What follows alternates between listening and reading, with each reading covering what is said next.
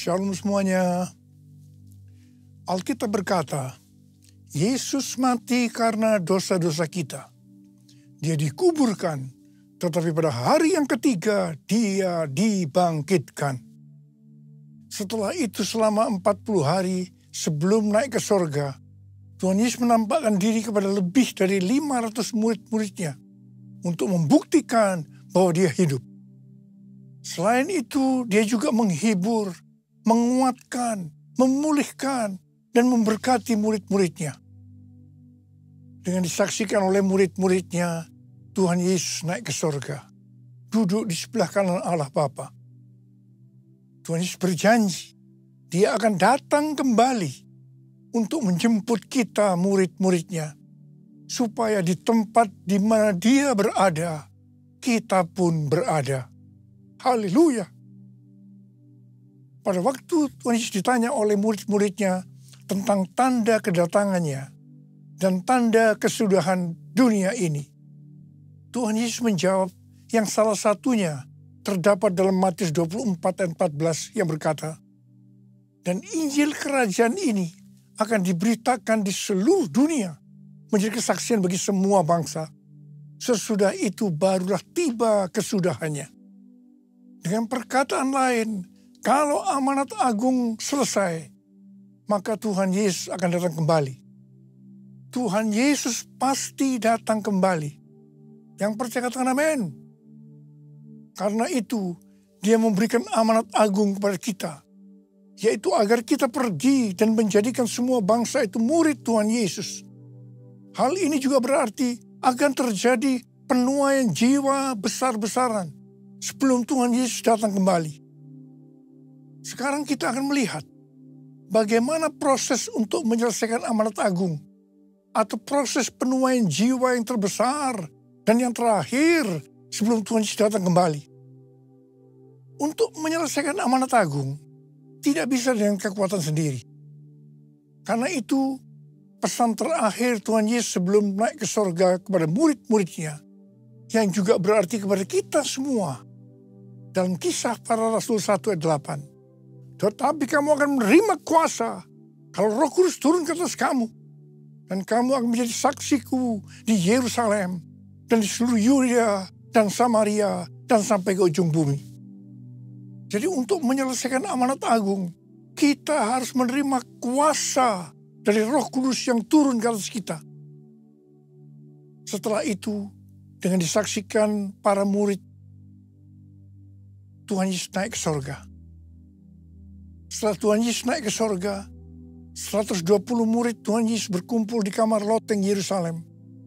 Mereka melakukan ini karena Tuhan Yesus memerintahkan agar mereka tidak meninggalkan kota Yerusalem sebelum diperlengkapi dengan kekuasaan dari tempat tinggi. Tuhan Yesus berkata, sebab Yohanes membaptis dengan air, tetapi tidak lama lagi kamu akan dibaptis dengan Roh Kudus. Apa yang dilakukan 120 murid di kamar loteng? Alkitab berkata bahwa mereka semua bertekun dengan sehati dalam doa bersama-sama. Artinya mereka berdoa, memuji, dan menyembah Tuhan dalam unity siang dan malam. Ini adalah prinsip restorasi Pondok Daud. Ini adalah prinsip menara doa.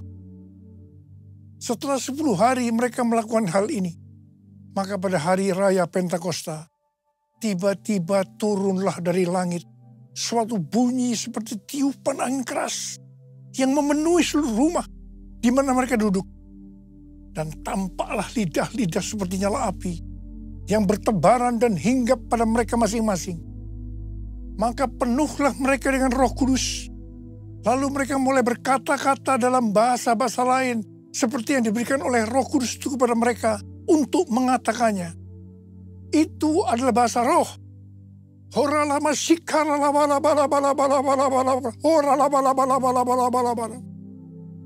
Jadi, tanda awal orang yang dibaptis dengan Roh Kudus adalah mereka akan berbahasa roh.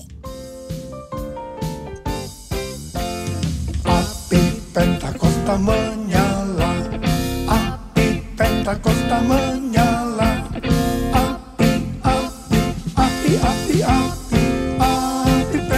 Pentakosta ketiga, api Pentakosta ketiga, api Pentakosta ketiga. Apa yang terjadi setelah murid-murid Tuhan Yesus dipenuhi dengan Roh Kudus? Hal yang pertama, Petrus berkhotbah sekitar 5 menit dan kira-kira 3.000 orang bertobat dan dibaptis. Wow! Petrus berkhotbah dengan kuasa Roh Kudus. Pada zaman itu populasi penduduk dunia sekitar 255 juta orang. Sekarang penduduk dunia sekitar 8 miliar. Jadi 3.000 orang yang bertobat dan dibaptis pada waktu itu setara dengan sekitar 94.000 orang pada saat ini. Saya percaya hal ini juga bisa terjadi pada saat ini. Hal yang kedua, setelah murid-murid Tuhan Yesus dipenuhi dengan Roh Kudus, mereka dipakai untuk menyatakan tanda-tanda dan mujizat sehingga banyak orang yang bertobat. Petrus dan Yohanes menyembuhkan orang lumpuh sejak lahir. Bayangan Petrus bisa menyembuhkan orang sakit. Sapu tangan atau kain yang pernah dipakai Paulus, jika diletakkan pada orang sakit atau dirasuk setan, maka orang itu akan sembuh. Dalam Markus 16 ayat 15 sampai dengan 18, Tuhan Yesus berkata, bahwa kalau kita pergi untuk memberitakan Injil, maka tanda-tanda dan mujizat akan menyertai kita. Sejak tahun 2006, saya diperintahkan oleh Tuhan untuk mengadakan kebaktian kesembuhan ilahi. Selama 13 tahun, saya sudah mengadakan 318 kali kebaktian kesembuhan ilahi. Setiap kali berkhotbah, saya pasti memberitakan Injil. Tanda-tanda dan mujizat terjadi. Saya diizinkan Tuhan untuk melihat dan mengalami mujizat seperti yang dilakukan oleh Tuhan Yesus 2000 tahun yang lalu. Hal yang ketiga, setelah murid-murid Tuhan Yesus dipenuhi dengan Roh Kudus, maka cara hidup mereka berubah. Sehingga banyak orang yang bertobat. Yang pertama, mereka bertekun dalam pengajaran rasul-rasul dan dalam persekutuan. Bagi kita, ini juga bisa diartikan mereka suka membaca Alkitab. Mazmur 119 ayat 105 berkata, firman-Mu itu pelita bagi kakiku dan terang bagi jalanku. Kalau kita suka membaca Alkitab, itu akan menuntun jalan hidup kita. Hidup benar sesuai dengan firman Tuhan. Kita akan menjadi orang yang berintegritas. Dan itu akan membuat orang lain bertobat. Yang kedua, perubahan cara hidup yang membuat banyak orang bertobat adalah mereka selalu berkumpul, memecahkan roti dan berdoa. Ini bisa diartikan mereka hidup dalam unity dan suka berdoa. Hari-hari ini saya melihat melalui menara doa bahwa ada doa, pujian, dan penyembahan dalam unity siang dan malam. Saya percaya kalau Tuhan sudah berikan kepada kita beban untuk berdoa seperti ini, maka ini merupakan tanda bahwa Pentakosta ketiga yang dahsyat akan turut dan terjadi penuaian jiwa yang terbesar dan yang terakhir sebelum Tuhan Yesus datang kembali. Yang ketiga, perubahan cara hidup jemaat yang membuat banyak orang bertobat, yaitu karena mereka suka memberi, sehingga tidak ada yang berkekurangan. Hari-hari ini Tuhan Yesus mengendaki agar kita suka memberi. Alkitab berkata, ada lebih berbahagia memberi daripada menerima. Lukas 6 ayat 38 berkata, berilah dan kamu akan diberi. Suatu takaran yang baik, yang dipadatkan, yang digoncang, dan yang tumpah keluar akan dicurahkan ke dalam pangkuanmu. Sebab ukuran yang kamu pakai untuk mengukur akan diukurkan kepadamu. Yang keempat, perubahan cara hidup jemaat yang membuat banyak orang bertobat, yaitu mereka selalu bergembira dan dengan tulus hati sambil memuji Allah. Hidup dengan tulus hati artinya hidup sebagai orang yang berintegritas. Jadi, perubahan-perubahan yang terjadi dalam cara hidup jemaat yang membuat banyak orang bertobat adalah yang pertama, mereka suka membaca Alkitab. Yang kedua, mereka suka berdoa dan hidup dalam unity. Dan yang ketiga, mereka suka memberi. Dan yang keempat, mereka suka memuji Allah dan bergembira, tulus hati, atau hidup berintegritas. Dikatakan bahwa mereka disukai semua orang. Dan tiap-tiap hari jumlah orang yang diselamatkan bertambah. Haleluya! Curahkanlah kuasa-Mu Tuhan, mujizat terjadi di tempat ini. Curahkanlah kuasa-Mu Tuhan, mujizat terjadi sekarang ini. Mujizat terjadi sekarang ini. Mujizat terjadi sekarang ini. Saya percaya mereka menganggap bahwa pola penuaian jiwa hanya seperti itu. Mereka sebagai orang-orang percaya hidup dalam zona nyaman. Mereka biasa berkumpul dalam unity sambil membaca Alkitab, berdoa, dan memuji Tuhan dengan sukacita. Tidak ada yang berkekurangan. Wow, siapa yang tidak mau menjadi orang Kristen? Tapi ternyata, supaya penuaian jiwa bertambah besar, Tuhan izinkan proses berikutnya terjadi, yaitu aniaya menimpa jemaat di Yerusalem. Selain rasul-rasul, maka mereka harus lari meninggalkan Yerusalem. Mereka pergi ke Yudea dan Samaria sambil memberitakan Injil. Jadi, kalau tadinya penuaian jiwa hanya terjadi di Yerusalem saja, sekarang mereka menyebar ke seluruh Yudea dan Samaria, dan pola penuaian jiwa yang seperti ini masih terjadi sampai hari ini. Catatan sejarah gereja selama berabad-abad menunjukkan bahwa semakin gereja ditekan, justru Injil semakin menyebar dan diberitakan kemana-mana. Karena itu Tuhan izinkan hari-hari ini penderitaan, aniaya terjadi di antara orang-orang percaya, supaya terjadi penuaian jiwa yang lebih besar. Yang percaya katakan amin. Kita sekarang berada di tahun 2025.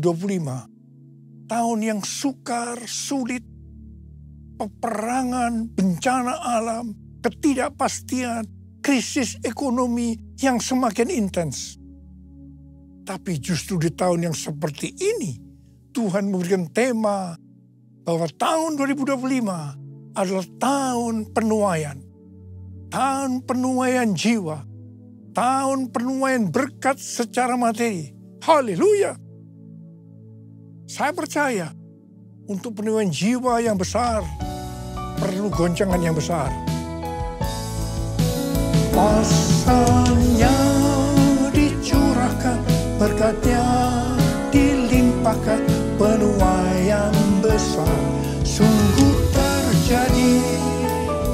Segala bangsa akan datang menyembah Yesus Tuhan, kemuliaan Tuhan telah turun.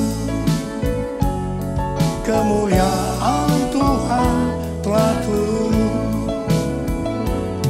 Kemuliaan Tuhan telah turun. Ternyata pola penuaian yang terjadi di atas belum menyelesaikan rencana Tuhan.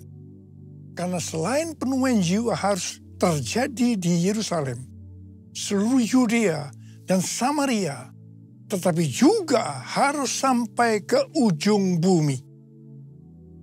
Tuhan mempunyai cara untuk membuat penuaian jiwa itu sampai ke ujung bumi, yaitu dengan terjadinya perubahan paradigma dalam pelayanan. Selama ini pengertian tentang keselamatan hanya untuk orang Yahudi saja. Tetapi melalui peristiwa Kornelius, di mana Petrus diutus oleh Tuhan untuk mendatangi Kornelius yang bukan orang Yahudi, untuk memberitakan jalan keselamatan. Akhirnya mereka mengerti bahwa ternyata keselamatan bukan hanya untuk orang-orang Yahudi saja, tetapi untuk semua bangsa. Dan ini mengakibatkan terjadinya penuaian jiwa besar-besaran. Haleluya! Jadi mereka tidak hanya mengabarkan Injil di Yerusalem, Yudea dan Samaria saja. Tetapi sekarang mereka, termasuk kita juga, pergi ke seluruh dunia. Proses perubahan paradigma dalam pelayanan itu tidak mudah. Petrus harus diyakinkan oleh Tuhan. Kalau Tuhan berkata halal, jangan kamu berkata haram. Orang-orang yang bukan Yahudi adalah haram di mata orang Yahudi.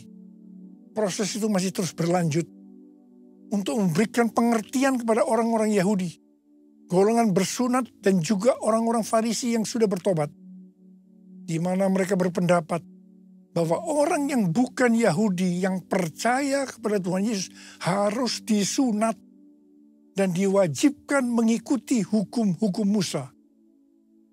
Tetapi melalui sidang di Yerusalem, akhirnya mereka mengerti dan bisa menerima bahwa keselamatan bukan hanya untuk orang-orang Yahudi saja, tetapi untuk semua bangsa, termasuk bangsa Indonesia. Katakan amin.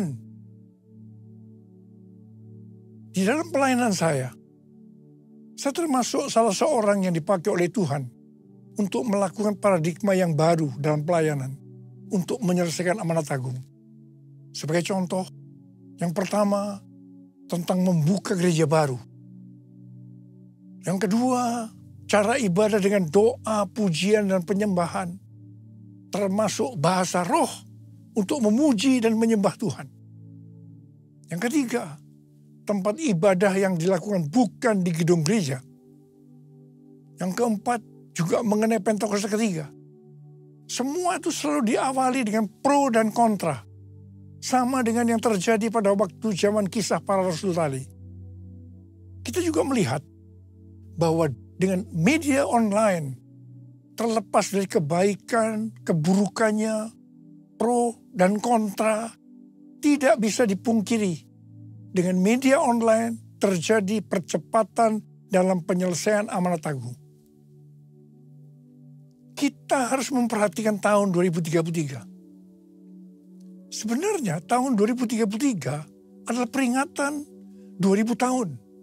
Kematian, kebangkitan, kenaikan Tuhan ke sorga, juga peringatan 2000 tahun pencurahan Roh Kudus, yang berarti peringatan hari ulang tahun gereja yang ke-2000. Peringatan 2000 tahun dimulainya amanat agung. Tetapi hari-hari ini banyak organisasi-organisasi Kristen, aliran-aliran kekristenan yang mendapatkan hal yang sama, yaitu target untuk menyelesaikan amanat agung adalah tahun 2033. Sesuai dengan Matius 24 ayat 14 yang berkata, dan Injil Kerajaan ini akan diberitakan di seluruh dunia, menjadi kesaksian bagi semua bangsa. Sesudah itu barulah tiba kesudahannya. Maka apabila Injil Kerajaan sudah diberitakan di seluruh dunia, menjadi kesaksian bagi semua bangsa. Atau dengan kata lain, apabila amanat agung selesai, baru setelah itu, waktunya tidak ada yang tahu, Tuhan Yesus datang kembali. Pesan yang kuat hari-hari ini adalah kedatangan Tuhan Yesus sudah sangat-sangat dekat. Mari persiapkan diri kita untuk menyambut kedatangannya. Mari katakan bersama saya, Hosana, Hosana, datanglah Tuhan Yesus.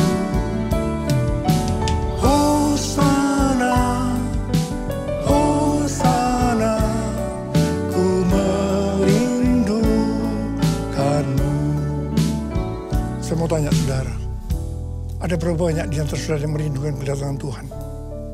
Saudara boleh angkat tangan. Saudara, saya percaya orang yang merindukan kedatangan Tuhan, hidupnya tidak akan sama dengan sebelumnya. Dia akan sungguh-sungguh, dia akan hidup lebih intim dengan Tuhan. Dan ini yang dikehendaki oleh Tuhan hari-hari ini. Kita harus seperti yang berdoa, dan tiap hari berdoa. Saya lakukan juga, Maranatha, datanglah Tuhan Yesus. Maranatha, datanglah Tuhan Yesus. Angkat tangan kita, katakan sekali lagi. Hosana, Hosana, datanglah Tuhan Yesus. Hosana, Hosana, ku merindukanmu. Ku merindukanmu. Ku merindukanmu. Mari berbahasa. Oh, dia lala bara bara bara bara bara bara bara bara bara bara bara bara. Jesus, Jesus, Jesus, Jesus, Jesus, Jesus, Jesus. Ya Tuhan Yesus, ya Tuhan Yesus, ya Tuhan Yesus. Kurala bala bala bala bala bala bala bala. Berkati anak-anakmu semua Tuhan. Kami yang merindukan kedatanganmu untuk kali yang kedua. Berkati anak-anakmu. Tuhan, terima kasih, terima kasih, terima kasih buat hari-hari ini. Urapi kami, curahkan pengurapan-Mu, berikan kami kuasa untuk menyelesaikan amanat lagi, kuasa untuk menikmati berkat secara materi. Dalam nama Yesus, haleluya, amin.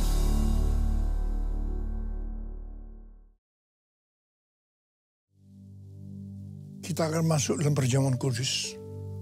Kita akan mengingat ayat ini.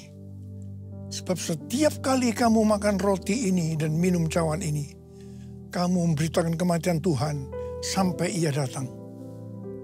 Perjamuan kudus adalah perjamuan Tuhan Yesus sendiri.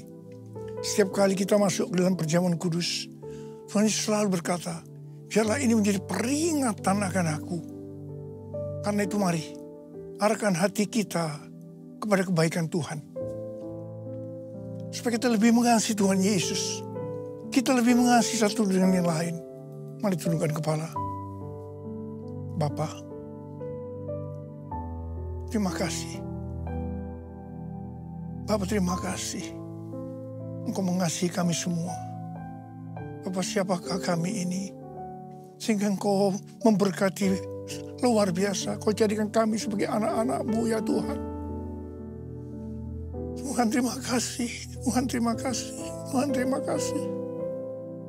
Kau tuntun, kau bela, kau lindungi, untuk kau tegur juga kalau kami salah. Itu Engkau ya Aba, itu Engkau ya Aba. Bapa, hari-hari ini Engkau mengingatkan kami tentang kedatangan-Mu. Berikan kami kerinduan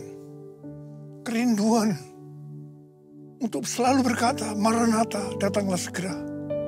Bapak, terima kasih. Terima kasih.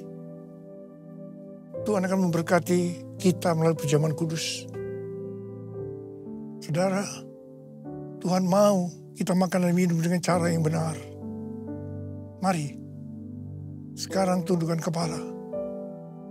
Lihat keadaan dirimu masing-masing. Jangan menyimpan dosa. Introspeksi.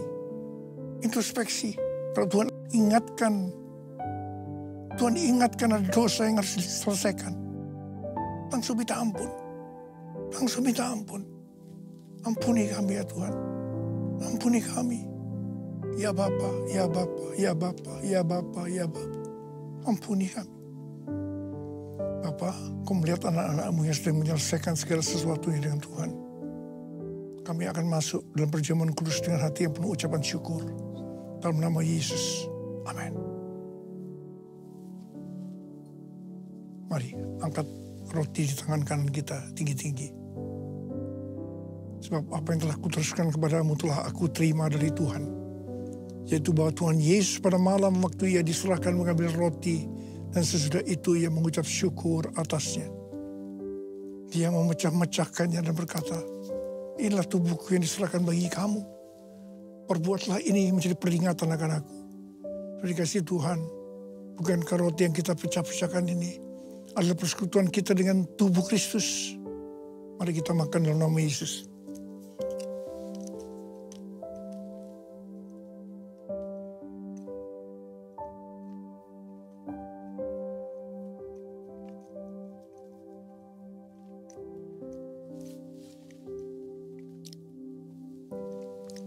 Angkat cawan di tangan kanan kita tinggi-tinggi.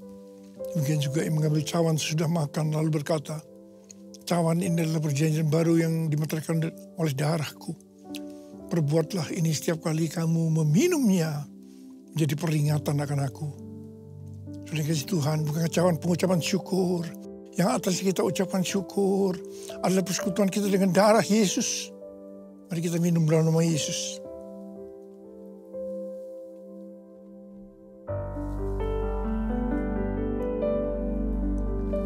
Ucapkan syukur dan terima kasih dengan suara, jangan diam.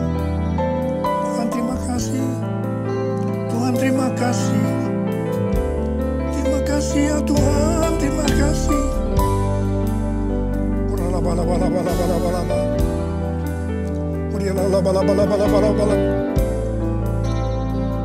Oh Jesus, Kau lihat anak-anakmu semua Tuhan, Kau mengasihi mereka. Saat ini Kau sedang menyembuhkan yang sakit, sedang membebaskan yang terikat, menghibur yang susah, menguatkan yang lemah, memberikan pengharapan-pengharapan yang baru bagi yang datang dengan keadaan putus pengharapan. Tuhan Yesus, Kau baik. Terima kasih. Terima kasih Yesusku, terima kasih Yesusku. Puji syukur hanya bagi Tuhanku. Yesusku, terima kasih Yesusku. Puji syukur hanya bagi Tuhanku. Terima kasih Yesusku, terima kasih Yesusku. Puji syukur hanya bagi Tuhanku. Terima kasih Yesusku, terima kasih Yesusku. Puji syukur hanya bagi Tuhanku. Puji syukur hanya bagi Tuhanku. Puji syukur hanya bagi Tuhanku.